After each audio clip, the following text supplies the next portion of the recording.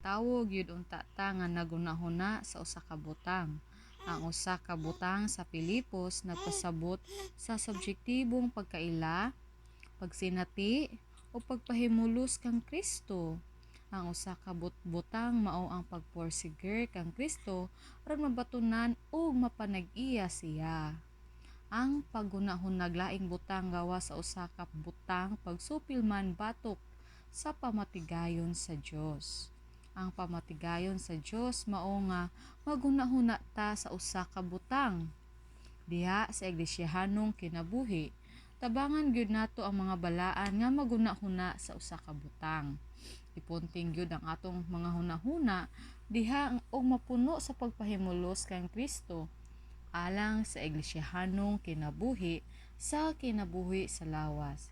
Gipadayag sa unang Korinto nga gihatag sa Dios kanato si Kristo nga malangkubon sa tanan, nga dunay kadato nga labing menos kawhaan ka butang.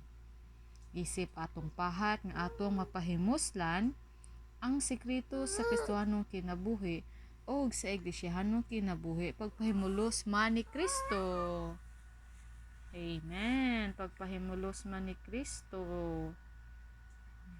Pahimuslan gyud nato si Kristo nga mao ang pahat nga gihatag sa Dios kanato. Amen siyam. Amen. Oo, amen. Pahimuslan gyud nato si Kristo nga gahom ug kaalam sa Dios, isip pagkamatarong, pagkabalaan ug katubsanan nato. Amen siyam. Pahimuslan gyud nato si Kristo nga Ginoo sa himaya, ang hari man ngani sa himaya aron mahimaya ta. Pahimuslan gyud nato si Kristo nga mga kahiladman, glaglom nga mga butang sa Dios.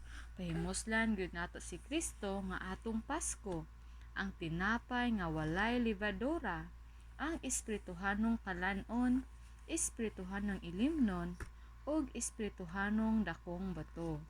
Pahimuslan gyud nato si Kristo nga ulo. Pahimuslan gyud nato si Kristo nga mga unang bunga, ang ikaduhang tawo ug ang katapusang Adam nga nahimong espiritong taghatag og kinabuhi aron mahimong tanan nato. Amen.